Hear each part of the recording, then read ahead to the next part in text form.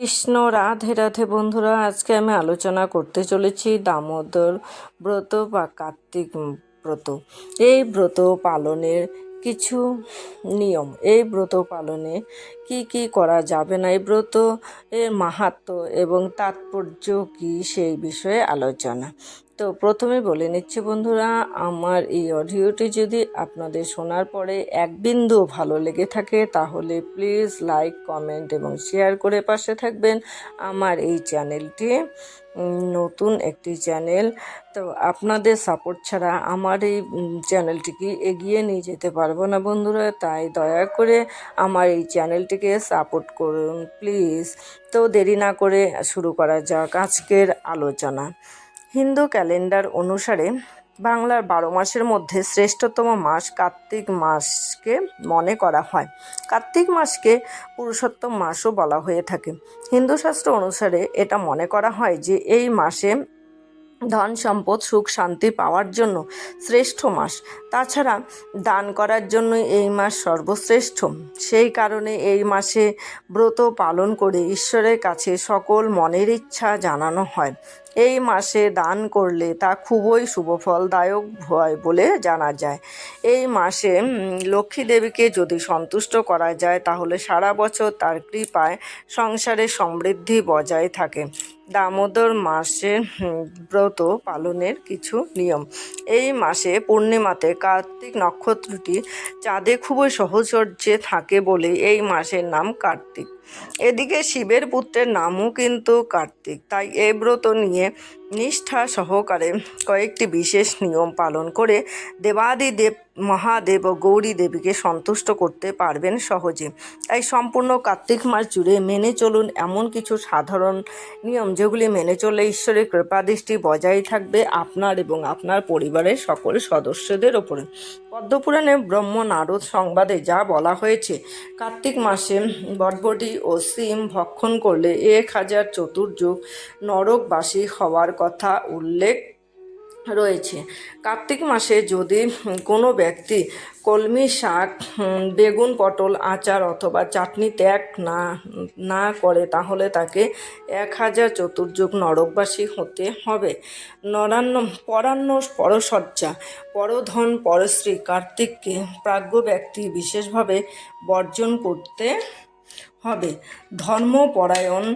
ধর্মপরায়ণ ব্যক্তি কার্তিক মাস জুড়ে নিরামিষ খাবার গ্রহণ করবেন, অর্থাৎ মাংস ভক্ষণ করবেন না। কার্তিক মাসে তেল মালিশ করার, কাঁসার পাত্রে খাবার খাওয়া, সুন্দর বিছানা এগুলি ত্যাগ করতে পারলে পরিপূর্ণ ব্রতী হয়ে ওঠা যায় এই কার্তিক ব্রত পালনে।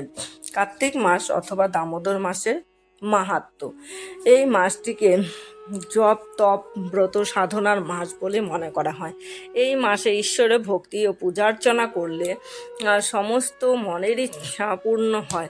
পুরাণ অনুযায়ী বিষ্ণু এই মাসে নারায়ণ রূপে জলে বাস করেন। এই কারণে কার্তিক কৃষ্ণ প্রতিপদ তিথি থেকে কার্তিক পূর্ণিমা পর্যন্ত প্রতিদিন সূর্যোদয়ের আগে নদী অথবা পবিত্র জলাশয়ে স্নান করে অক্ষয় পুণ্য লাভ করা যায়। শাস্ত্র অনুযায়ী যে ব্যক্তি কার্তিক মাসে প্রতিদিন গীতা পাঠ করে থাকেন তারা অনন্ত পুণ্য অর্জন করে থাকেন। এই মাসে গীতার একটি অধ্যায় পাঠ করলে সেই ব্যক্তি ঘোর নরক থেকেও মুক্তি লাভ করে বলে জানা যায়। এছাড়া এই কার্তিক মাসে অন্নদান করলে জেনে না জেনে করা পাপও নাশ হয়। কার্তিক ব্রত পালন করার কিছু নিয়ম।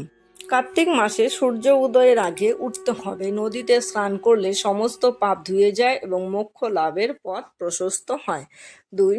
এই মাস জুড়ে তুলসী পুজোর বিশেষ মাহাত্ম্য রয়েছে। সেই কারণে প্রতিদিন তুলসী গাছের পুজো করে প্রদীপ জ্বালিয়ে দেওয়া উচিত এবং তুলসী গাছের পরিক্রমা করতে হবে। 3. এই মাসে অন্ন, উলের পোশাক, প্রদীপ, তিল, আমলকি এগুলি দান করা অত্যন্ত শুভ। এই উপায় অবলম্বন করে লক্ষ্মীর আশীর্বাদ লাভ করা যায়। 4. কার্তিক মাসে বিষ্ণুর স্বরূপ শালগ্রামের পূজা করলে বিশেষ ফল ভোগ করতে পারেন সেই ভক্ত। 5. কার্তিক মাস জুড়ে প্রতিদিন গীতা পাঠ, মন্দির নদী তীর্থস্থানে প্রদীপ জ্বালানো খুবই শুভ ফলদায়ক, যা আপনার জীবনের সমস্ত বাধা বিপদ কাটিয়ে তুলতে পারে। 6, সুন্দর নরম বিছানা ত্যাগ করে কার্তিক মাসে যদি সারা মাস জুড়ে মেঝেতে ঘুমানো যায় তা খুবই শুভ ফলদায়ক। 7, শাস্ত্র অনুসারে জানা যায় এই মাসে সূর্য এবং চাঁদের রশ্মি মন ও শরীরের উপর নেতিবাচক প্রভাব ফেলে। তাই এই মাসে যে কোনো ব্রত পালন করলে মনের ইচ্ছা ও শুভ ফল লাভ করা যায়। 8, আপনি যদি ভগবান বিষ্ণু এবং দেবী লক্ষ্মীর আশীর্বাদ পেতে চান তাহলে প্রতিদিন সকালে ঘুম থেকে উঠে সূর্যোদয়ের আগে তুলসীকে জল দিন। এর ফলে সব ধরনের রোগ দূর হয়ে যাবে। কার্তিক মাসে ব্রত পালনে যে কাজগুলি করবেন না, আমরা আগেই জেনে নিয়েছি কার্তিক মাসে বিষ্ণু জলে বাস করেন, তাই আর সেই জন্য এই মাসে ভুলেও কিন্তু মাছ অথবা অন্যান্য আমিষ জাতীয় খাবার খাওয়া যাবে না। যদি আপনি এই ব্রত নিষ্ঠা ভরে পালন করতে চান তো এছাড়া বিউলির ডাল, মুগ ডাল, মসুর ডাল, ছোলা, মটর, গোটা সর্ষে এগুলো খাওয়া নিষিদ্ধ। এই মাসে শরীর মন সংযত রেখে জীবনযাপন করতে হয়। সমগ্র কার্তিক মাসে দুপুরবেলা ঘুমোতে নেই। এই মাসে শরীরে তেল লাগানো উচিত নয়, শুধুমাত্র নরক চতুর্দশীর দিনে শরীরে তেল লাগানো যেতে পারে। কার্তিক ব্রত পালনের তাৎপর্য। প্রতিটি ব্রত পালনের পেছনে রয়েছে পৌরাণিক কাহিনী এবং তার তাৎপর্য, সেই অনুসারে মানব শরীরেও অনেকখানি ইতিবাচক প্রভাব ফেলে। কথিত আছে যে কার্তিক পূর্ণিমায় ভগবান বিষ্ণু মৎস্য অবতার রূপে জন্মগ্রহণ করেছিলেন। কার্তিক পূর্ণিমার সময় চাঁদ তার পূর্ণ শক্তিতে বিরাজমান থাকে। সেই কারণে পাপ থেকে দ্রুত পরিত্রাণ পাওয়ার জন্য, ব্যক্তিগত ও পেশাগত জীবনের বাধাগুলি দূর করার জন্য আর সংসারের সুখ শান্তি সমৃদ্ধি বজায় রাখতে কার্তিক মাসের এই ব্রত পালন করতে পারেন। যে বিধি নিষেধগুলো রয়েছে সেগুলিও মেনে চললে আর নিষ্ঠা ভরে ব্রত পালন করলে এর ফলে ঈশ্বরের আশীর্বাদ আপনার এবং আপনার পরিবারের ওপরে বর্ষিত হবে এবং আপনিও শুভ ফল লাভ করতে পারবেন। আমার এই ভিডিওটি যদি কোনো ভুল ত্রুটি হয়ে থাকে তাহলে আমাকে নিজের কন্যা অথবা বোন অথবা দিদি মনে করে আমাকে ক্ষমা করবেন। নমস্কার। হরে কৃষ্ণ। রাধে রাধে।